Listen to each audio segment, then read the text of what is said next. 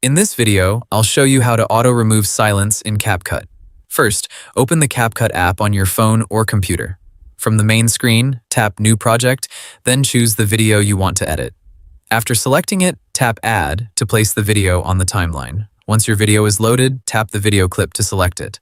If the audio is attached to the video, CapCut can usually analyze it directly. If you are working with separate audio, make sure the audio track is selected on the timeline. Now look through the editing tools for an option called Remove Silence, Auto Cut, Silence Removal, or Auto Remove Silence.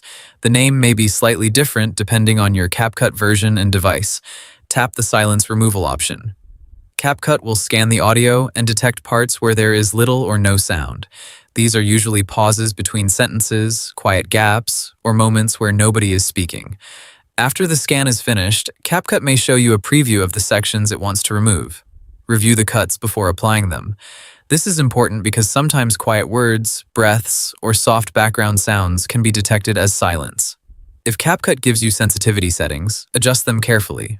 A higher sensitivity removes more pauses, while a lower sensitivity keeps more of the natural timing.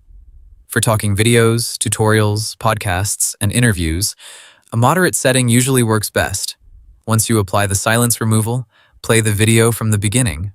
Listen closely to make sure the speech still sounds natural and nothing important was cut out. If a cut feels too sharp, you can adjust it manually.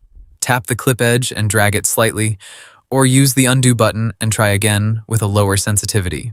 After that, you can continue editing by adding captions, music, zoom effects, or transitions.